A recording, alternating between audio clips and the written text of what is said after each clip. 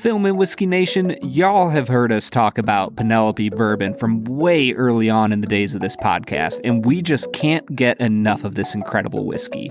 Penelope has a balanced, flavorful profile that comes from a blend of 3 unique bourbon mash bills, and is available in 3 expressions: 4-grain, barrel strength, and toasted. Right now, I, personally, have been smashing a bottle of their toasted, and honestly, I'd recommend you do the same. You can find Penelope Bourbon in select markets as well as online at penelopebourbon.com. In 1985, director, writer, and star Sylvester Stallone gave the world a 4th iteration of an underdog fighting against all odds. In 2022, we try a high-proof blend of ryes finished in 3 different kinds of barrels. The film is Rocky IV. The whiskey is Barrell Seagrass. And we'll review them both. This is the Film and Whiskey Podcast.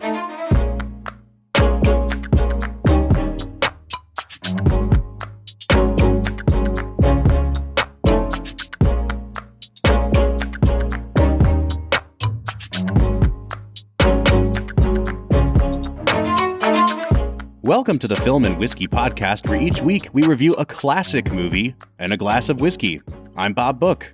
Hey, I'm Brad G.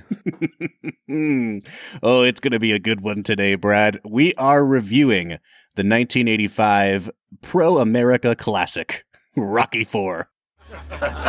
Shall we have a demonstration? Please do. Thank you. A normal heavyweight averages 700 pounds of pressure per square inch.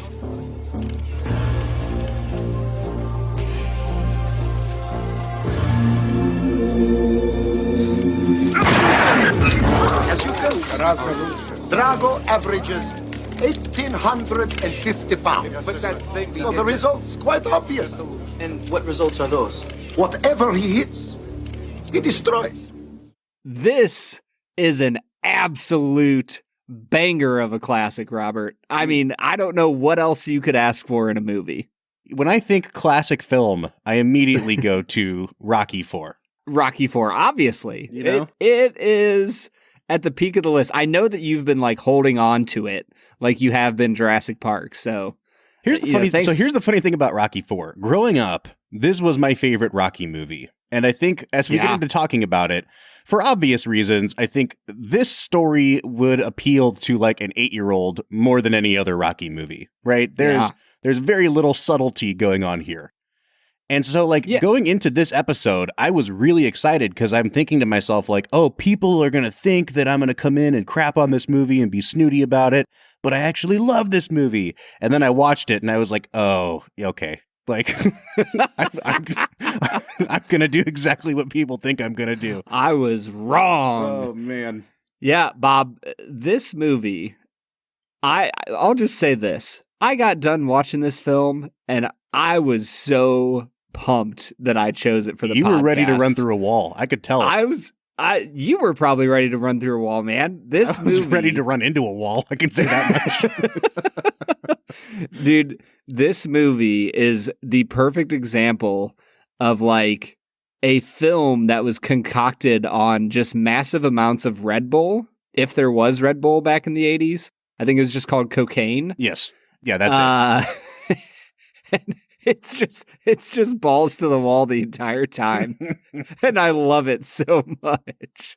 I think, Brad, of every movie from the 1980s that we've done on this show, and you have been very vocal about your dislike for the 80s, I think this movie might be the best kind of like microcosm for what the 80s did to movies, right? You take Rocky, the original 1976, this is, I mean, an underdog story if there ever was one. And I don't just mean what happens in the movie. I mean, Stallone has nothing to his name. He writes this script. It gets picked up by Hollywood. They want to put a whole bunch of A-list stars in it. And he holds his ground and says, I want to star in this project.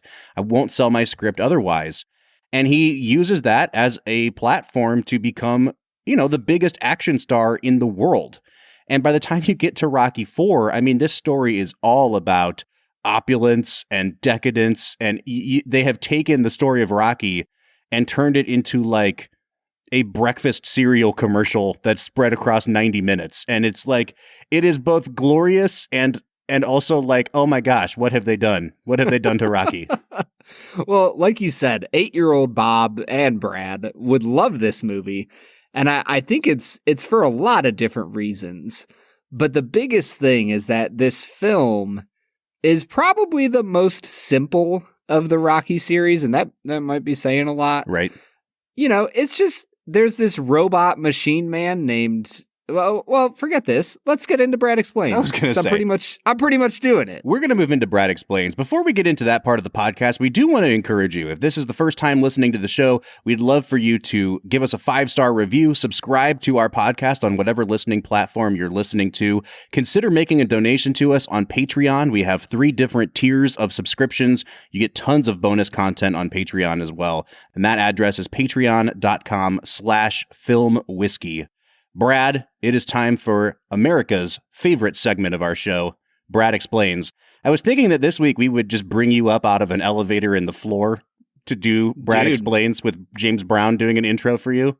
We could have done that, but the workers at my house didn't have time to finish the project. Right. They're a little bit delayed. Yeah. Also, the fact that James Brown's been dead for like 20 years really kind of put a damper on that. Yeah. So we're working on it. We'll get it for you guys eventually. This is the part of the podcast where Brad breaks down the plot of the film that he has just seen, often for the first time. This was very obviously not Brad's first time seeing the film, as he picked it as part of his season 5 list. Brad, you have 60 seconds on the clock. Can you explain the plot of Rocky IV? Bob, I don't know if I can. My daughter's waving at me currently from the living room next to me. Right before we pressed record, Brad said that, because he records kind of like in his patio area, and he said that his little 1-year-old daughter is just like sadly looking at him through the glass as he records today. So if Brad seems a little distracted, it's for very good reason. Yeah, it is. Bob, Rocky IV. I mean, I could probably explain it in like 3 words, USA versus Russia. But then you might be confused as to, what era we're talking about, unfortunately.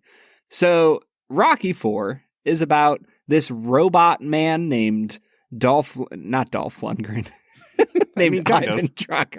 I mean, kind of. Named Ivan Drago. He's going to kill everybody. He's entering the world of professional boxing. He's from the USSR. For younger listeners, that is the Soviet Union. And he is going to fight Rocky Balboa. But before he gets there, he gets to fight the old retired Carl Weathers. So he kills him. He's dead. And now Rocky goes to just straight up murders him. And it's brutal, man. Then Rocky goes to Russia and trains in the middle of the tundra. Then he beats the living crap out of Drago, as Drago beats the crap out of him, because that's kind of Rocky's whole shtick. And then he concludes with the moving message that if you can change, Bob, and if I can change, we could all change. Maybe we could all change. We could all change. Bob, I love this movie. I haven't watched it since college, probably. It's not a good movie. Oh, no. I think that there's certain elements of it that aren't horrifically bad, but don't get much better than average. I think the highest I would give anything in here, other than maybe the final fight, is average. Yeah. Final fight's actually quite good. I think, the Rocky films, if there's any leg that they can stand on for all of eternity, the fighting scenes in Rocky 1, 2, 3, and 4 are just spectacular. You know what the Rocky movies do better than I think any other boxing movie is, you can tell sometimes that the punches are being faked and because there's a foot of space in between the fist and the face. But the actors do a really good job of that, pretending to get hit and then a ton of sweat and spit sprays everywhere. Yeah. This is the sweatiest, spittiest boxing movie I've ever seen. These men are just drenched throughout the fight, but it really sells it. I got to be honest. Yeah. Well, while we're on the topic, we'll just start at the top. The best part of the movie, the final. I will say both fights. The fight with Apollo Creed is really, really well done. It's impressive in a lot of ways. For me, the best moment of the movie, the peak of the film, is the moment that Rocky draws blood. That punch, I literally paused and rewound it and watched it 3 times in a row. that is the best part of this film. Like every inch of your soul just like jumps with like Holy Spirit goosebumps and like the announcers yelling, he drew blood. It's just, it feels like you're watching an actual fight. And that is hands down the best part of this film. So here's the thing. I don't like watching boxing. And I think part of it is like the pay-per-view structure of boxing now. I'm never going to drop $100 to watch two guys I don't know beat each other up. Yep. But I think of all the sports, boxing just translates to film so well because it's just brutal and you can capture it really closely. You can capture it from far away. It's moving so quickly that you can cut a bunch around it. And like, I just think that, we've watched a ton of boxing movies and MMA movies now on the podcast, and between, the Rocky movies and Cinderella Man and Warrior, I really love a good hand-to-hand combat pugilistic movie. We need to do top 5 pugilism films.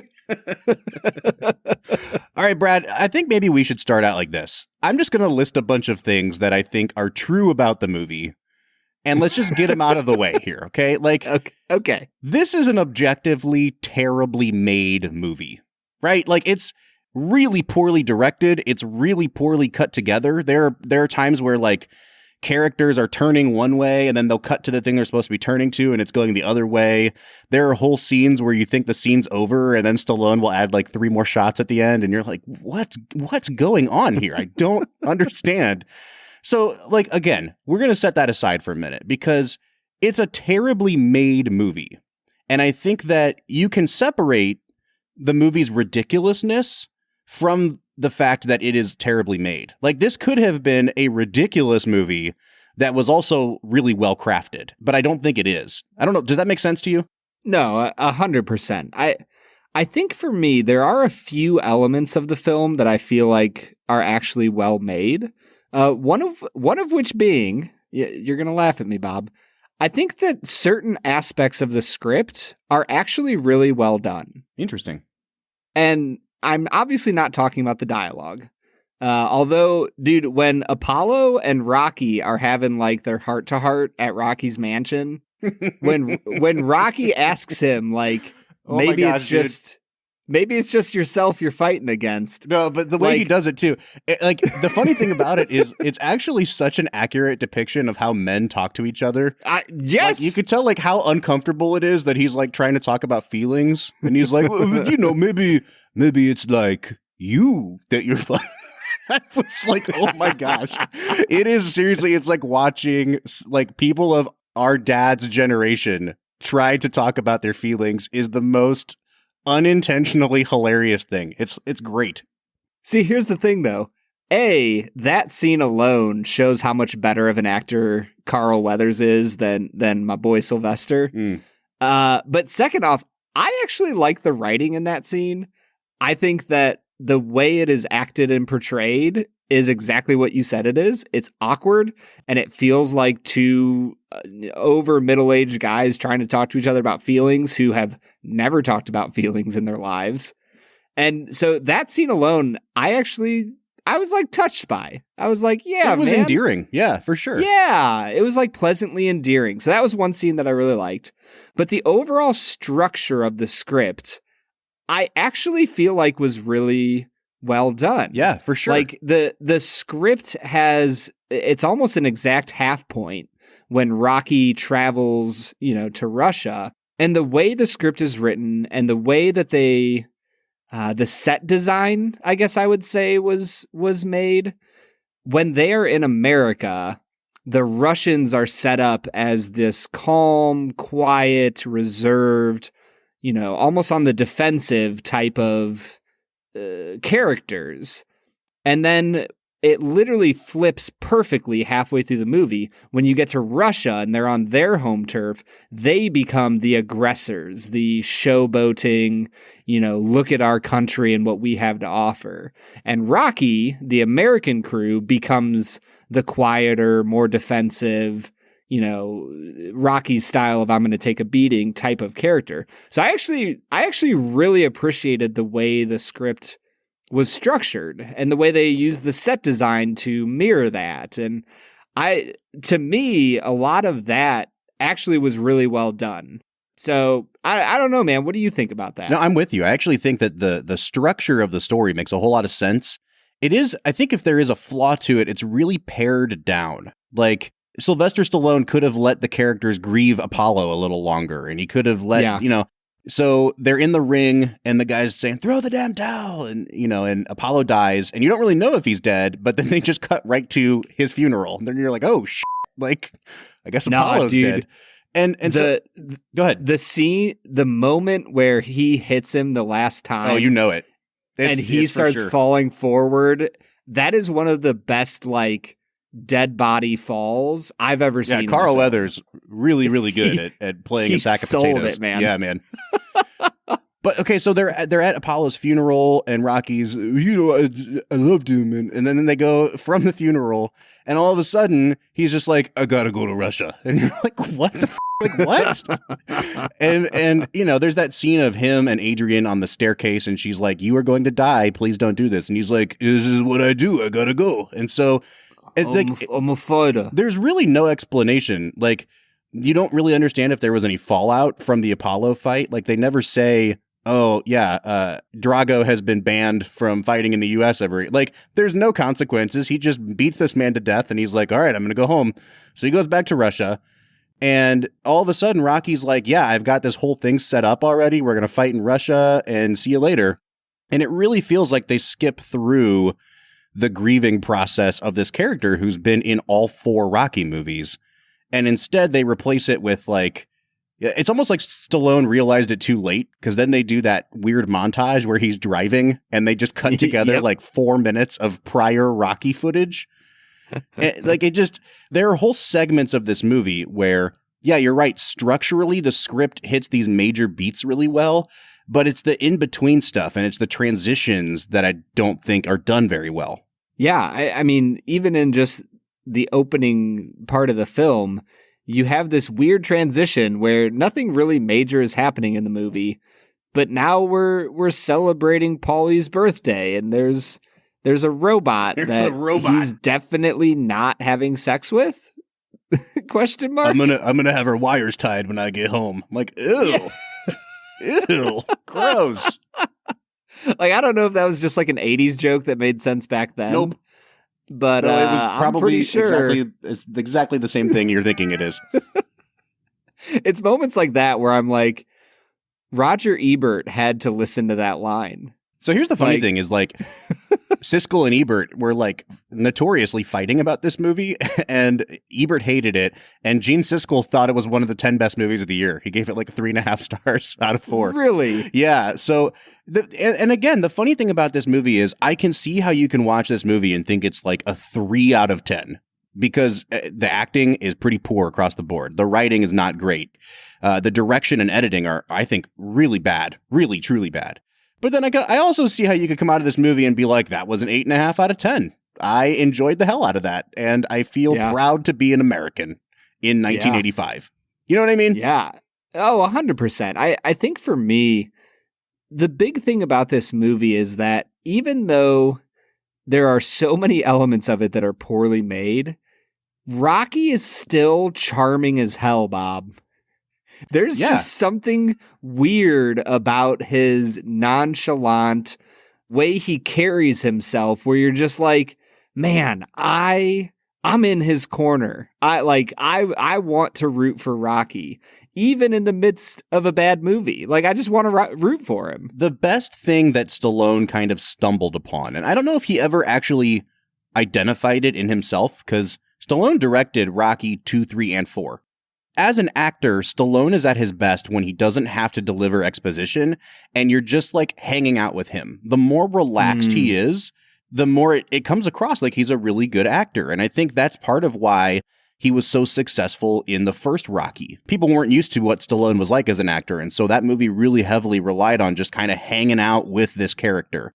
And it's the same thing here. When he's just shooting the shit with people or like playing pranks on Paulie, hanging out at a birthday party, that relaxed vibe, he's actually really, really good on camera, and he's a compelling person to watch.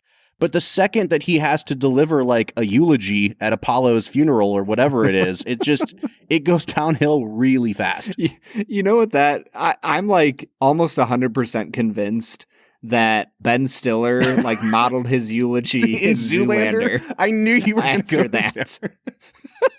Because it 100%, like obviously, you know, Derek Zoolander has a very different accent and he speaks like dumber but more intelligent sounding, I guess.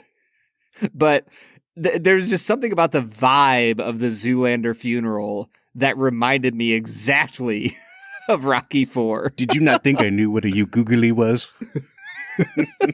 All right, man. So we've talked about Stallone. There's really not any other performances in this movie that I think are worth talking about. We mentioned Other Carl than Weathers. Stallone's girlfriend, Dolph Lundgren's wife. Right. Brigitte Nielsen, who was 80s famous, if I can make that phrase a thing. Like, she popped up on a lot of reality TV shows in the early 2000s. It looked like life had been rough to her. And, like, she's not good. She does a horrible Russian accent in this movie. It is all over the place. Most people in this film are not good. Talia Shire, not great in this movie. She's really good in the other Rockies. I think Carl Weathers does his best here, but you know, maybe his most dramatic moment in the film is when he's sitting down kind of at the dinner table with Rocky and Adrian and talking about why he has to go back in the ring. And even then, Stallone undercuts it with this freaking robot coming into the room and just being like, bleep blorp, what you doing, Apollo? And then like literally, Apollo's looking at the robot and then he just turns back to the table and goes, so anyway, I got to fight this guy because I'm an insecure middle-aged man. And it tries to go immediately back to being dramatic. And it just doesn't work, man. That moment feels like an older actor just being like, I'm getting too old for this shit. 100%. I'm not talking to a daggone robot. So did you know that Stallone is recutting this movie? Like he wants to do a director's cut of this movie. 80 years later? Yeah, exactly. But he keeps promising, like, I'm doing the director's cut. There's not going to be any robot. Like, I'm going to cut the robot completely out of the movie.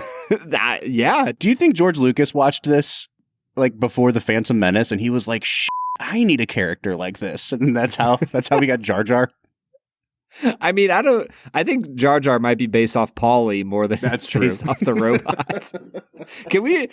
Obviously, we're going to review Rocky at some point in this podcast. Sure. Can we all just agree right now, here and forever, that Paulie is the worst human being ever depicted in a movie? It's just so enjoyable watching him kind of get his ass kicked in the first Rocky. You know what I mean? Yeah. And then he just hangs around and they're like, oh, you're okay now. Like, yeah. No, I wish that he would get punched by someone in every single movie. If the robot punched him, he like said something chauvinistic to the robot and it just slapped him in the face. Oh, man. All right, dude, we've got more to talk about with this movie, obviously, because it is the greatest film ever made. But before we get there, let's take a break. Let's try this Barrell Seagrass. What do you say? Bob, I'm super pumped. Let's get to it.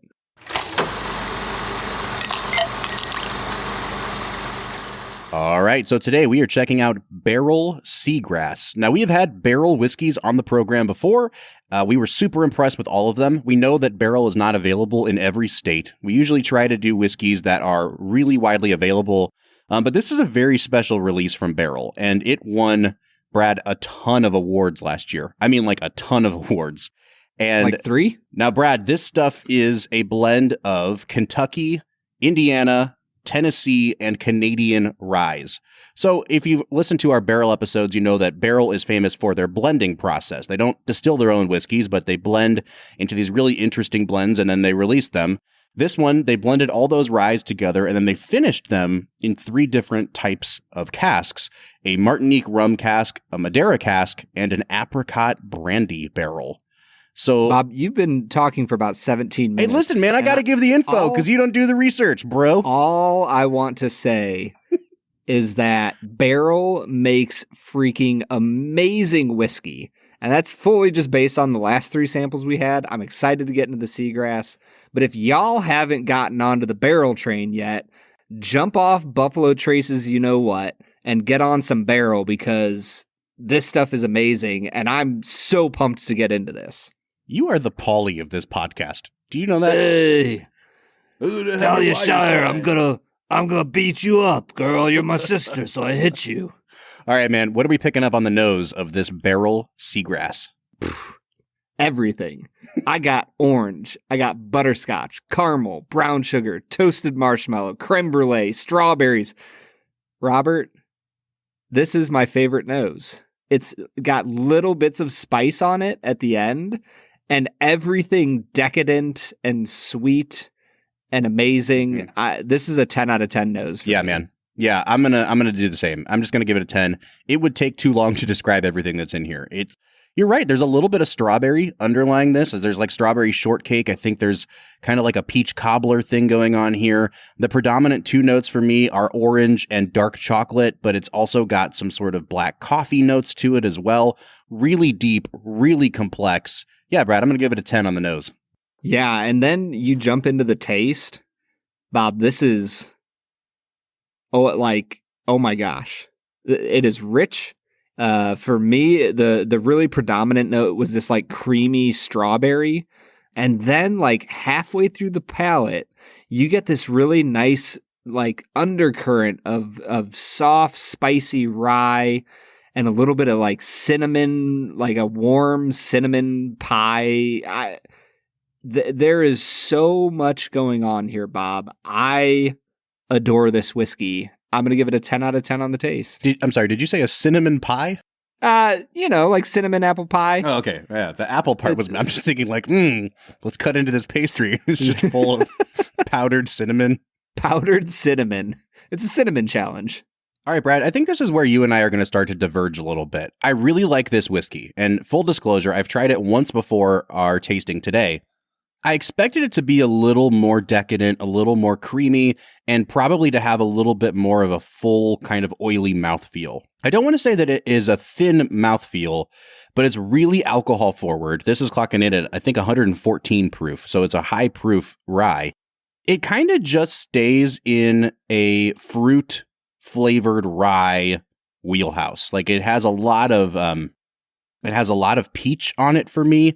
I know apricot is the brandy barrel they finished this in, but it doesn't do what I think the most kind of decadent whiskeys do for us, which is like kind of spread out across the palate. This one really kind of stayed in the middle of my palate, and I like it a lot. It's a very potent rye, but I think I'm actually only going to give it an 8 out of 10 on the flavor, Brad.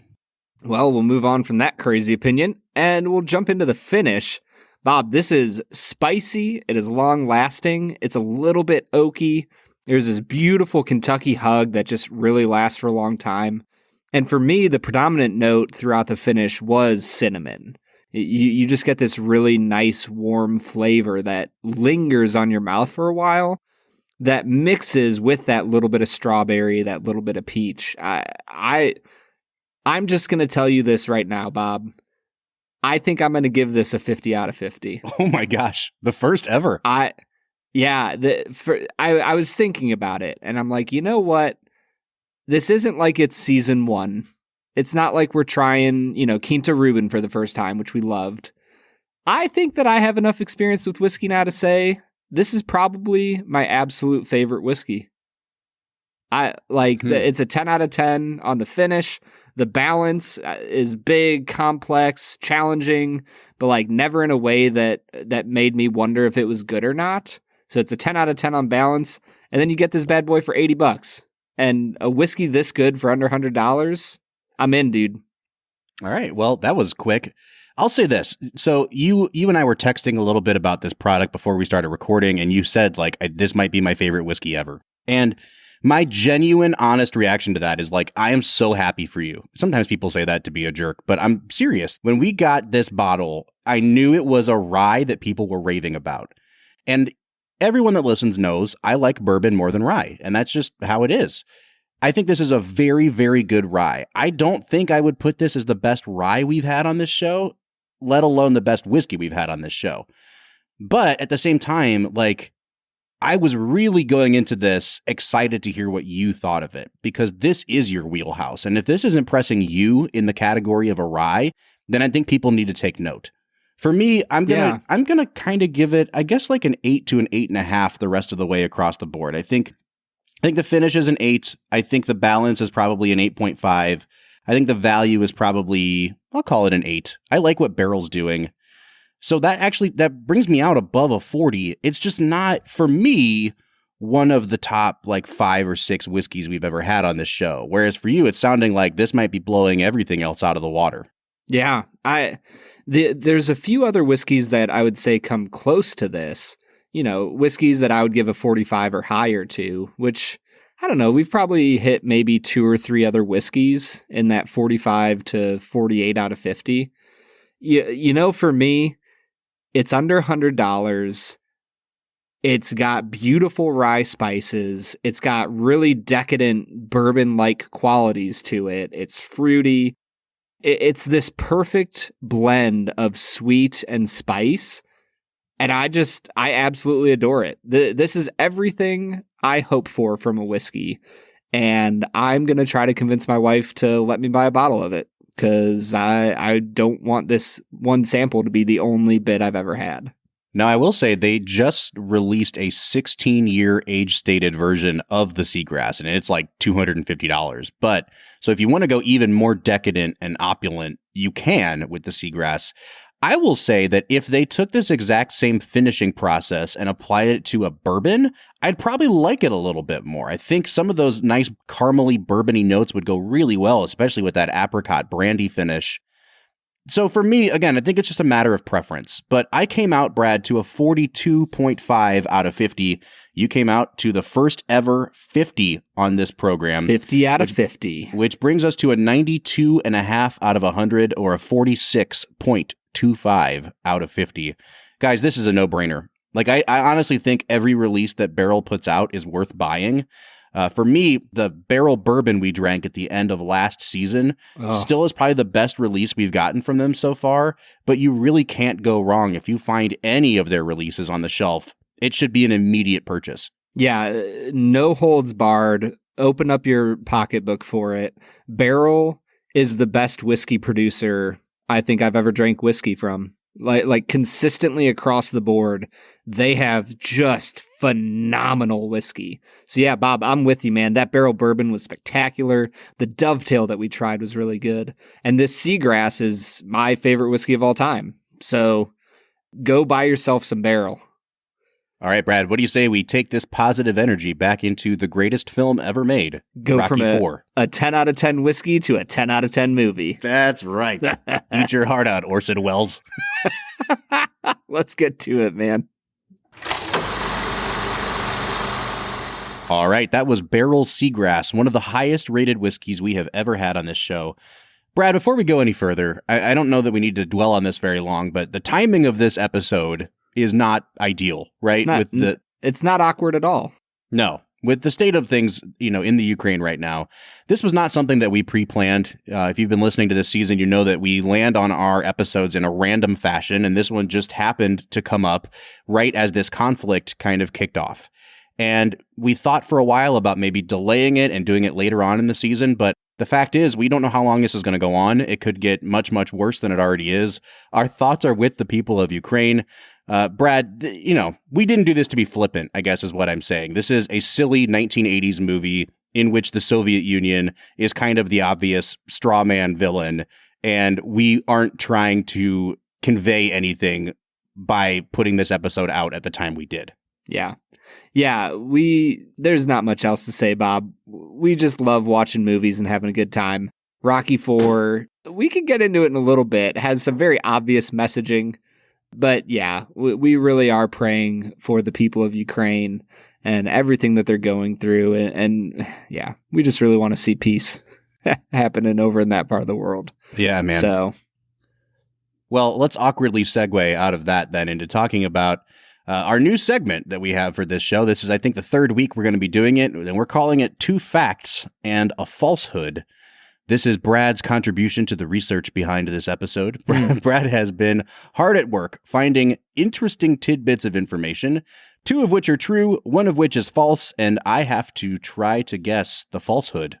Bob, this week we are going to talk about a variety of things. But first off, Our first fact of the day, Dolph Lundgren was trained by a very specific person in order to make sure he was in the right shape for this film. Do you know who that person was, Bob? Wait, is this one of the two facts? This is one of the three supposed facts I'm going to tell you. Who is that, Brad? Arnold Schwarzenegger. Arnie. Good old Arnie. Fact number 2, also about Dolph Lundgren. He was actually a citizen of the USSR. And as a part of him doing this movie, he requested citizenship in the U.S., which he was granted. Fact number 3, James Brown. He sings the song Living in America, and this was his very final single that was a top 40. I think it had been like 11 years or so since he had a top 40 song, but Living in America became one of them. And it was his last one ever. I'm going to go ahead and say that one's true. Okay. I know that Dolph Lundgren is actually a Swede.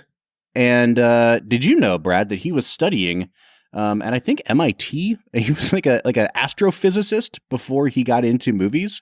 An astrophysicist that was also like just absolutely jacked and like jacked out of his mind. Dude, that reminds me of when Andrew Luck was coming into the NFL, and he was also like an architect major and like just had a 4.0 GPA, and he's also, the top quarterback in the NFL. Right. So I'm going to say B is the falsehood. I don't think Dolph Lundgren was ever a citizen of the USSR. So that's my final answer. That is it, Bob. You got it correct. All right. Learning about giant Swedish people has finally paid off for me. Who were trained by Arnold Schwarzenegger. That's right.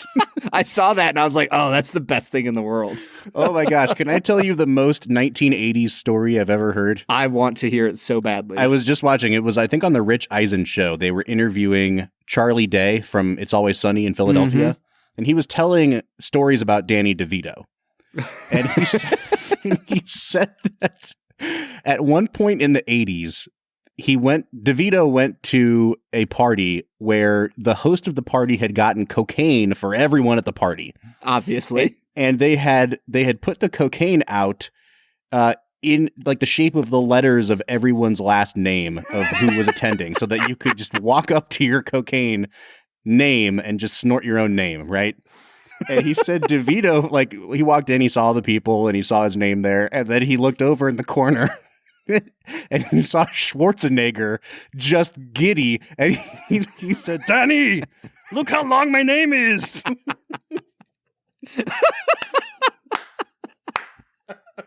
I can't believe that they gave Schwarzenegger that much cocaine. Like, you can't just put Arnold at some point and just call it a day. I mean, proportionally speaking, I feel like DeVito is the right amount of cocaine for Danny DeVito, and Schwarzenegger is the right amount of cocaine for Arnold Schwarzenegger. Oh my gosh. I never knew if I'd have a chance to tell that story. And so I know we're talking about Stallone, but I just had to get that story in now. It's Schwarzenegger in the 80s, man. Yeah, man. That's perfect. All right, before we get out of here, Brad, I got to say. I don't know, man. Is there anything else to say? Yeah. I want to talk about Rocky Balboa, the character, and his fighting style, right? So, I don't know a ton about boxing, but I know the basics of it, and I know some strategies, Muhammad Ali and the rope-a-dope. Like, I understand how that works. But I'm pretty sure that Rocky Balboa's entire strategy is, I will let myself get hit in the face for 14 rounds and somehow not fall over. Because he's the underdog in pretty much every one of these movies. And let's be real, Sylvester Stallone is a whopping like 4'11", and Dolph Lundgren 8.5 feet tall. Like it is, he is struggling just to hit Dolph Lundgren. I feel like next time I'm teaching Sunday school for the kids and we're teaching on David and Goliath, I'm just going to show them this fight. Yeah, as you should. I don't know. It just seems like, if I'm being frank, he doesn't really have a selling point as a boxer. Like, he doesn't have a really powerful hook, and he doesn't, take a body blow better than anybody else. Like, it just seems like his strategy is, I'm really slow, I can't defend myself, but I will let myself get concussed and still somehow stay upright. Yeah. I mean, here's the thing, Bob. I will say, I'm with you. The strategy doesn't seem like the best, but boxing is like 90% mental, right? And the other like 30% is physical. And Did you just say 90 and 30? Don't worry about it. Here's the thing, Bob. When you are the far superior boxer, when your opponent is a 4'11" bulldog, and you just beat the ever-living tar out of him for 14 rounds, I think one of my favorite parts about this movie is the moment where Drago's in the corner and he goes, "He is a machine," and is just flabbergasted at how Rocky just doesn't seem to feel anything he's throwing his way. That level of mind games that Rocky can play with people is genuinely terrifying. And so while I'm with you that it doesn't seem like he should win all of his matches, I think there's definitely room for it in the world of boxing. Is Rocky a boxer is what I'm asking you. Yeah. Okay. but he's good enough to win. Yeah, exactly. So Exactly. he can beat up Paulie. He's not measuring very high on the advanced analytics. You know what I mean? Sabermetrics doesn't like him very much. Does not favor him at all. All right, man. Let's give this movie some scores. Brad, where are you coming out on Rocky 4? Oh, man. You texted me that Rocky is like a 5.5 movie that pumps you up to feeling like it's a 9.5. And I'm kind of there with you. I think that the quality of the movie is around like the 5 to 6.5 area. I think that the feels and the emotion and how you feel walking out of the theater afterwards is like an 8 out of 10. So I think I'll split the difference. I'll give it a 7 out of 10, Bob. I think it's a solid movie in what it tries to do. And what it tries to do is get you really pumped up. And I felt just jacked when I was done with this movie. I'm going to give this movie a 5 out of 10. And I'm going to give it a 5 and also say, I love this movie. It is the perfect movie to just have on while drinking multiple beers. Or or to put on with cheap beers. Or, yeah, exactly. Or to put on in a room full of boomers who don't know how to talk about their feelings. This is a great one for that, It's a silly movie. It's really quotable. I mean, I must break you, and you will lose. They're so good. Dude, I was going to say, one little cinematography point that I really loved. When Apollo and Drago are fighting, and Apollo goes to hit his gloves against Drago's, and Drago's don't move. And then later, there's that moment where Drago hits Stallone's gloves and just utterly shocks them to the floor. That was just two really small pieces of great cinematography. I mean, listen, there is no other movie about a boxer who, in his training, climbs to the top of the Ural Mountains in a location that I'm pretty sure was used for the beginning of The Lord of the Rings, The Two Towers. Yep. And just stands on it in what is essentially a not very warm coat and screams, "Drago!" It's so good, Brad. It's so dumb and it's so good at the same time. I will say, bearded Rocky is the best of all Rockies. I wish he'd kept the beard. It's the best of all Sylvester Stallone's. Yeah, sure. He is stunningly good looking with a beard. I'm not going to lie. I agree with you completely. All right. So that movie's a 5. You gave it a 7. We're coming out to a 6 out of 10, but we'd like to know what you think. So please get on social media. You can find us on Facebook, Twitter, or Instagram at Film Whiskey. Or jump on our Discord. We have conversations every single day with you, the loyal fans of the Film and Whiskey podcast. So jump on there. There's a link to our Discord at the end of every single one of our show notes. All right, as everybody knows, we are using the Wheel of Fate. The Wheel of Fate is deciding which movie we are watching next for the podcast. Bob, I think you only have about 5 or 6 movies left. Yeah, I've got 6. You've got 5. That's wild, man. The season is going quickly, but this is taking forever. Bob, what movie are we going to be watching next? Brad, we are going to be watching a movie that we both really like. The 2009 Jason Reitman directed film Up in the Air, starring George Clooney. Man, I'm really excited for that one, Brad. So I'm super pumped for that. So we'll be back next week for Up in the Air, but until then, I'm Bob Book. I'm Brad G. And we'll see you next time.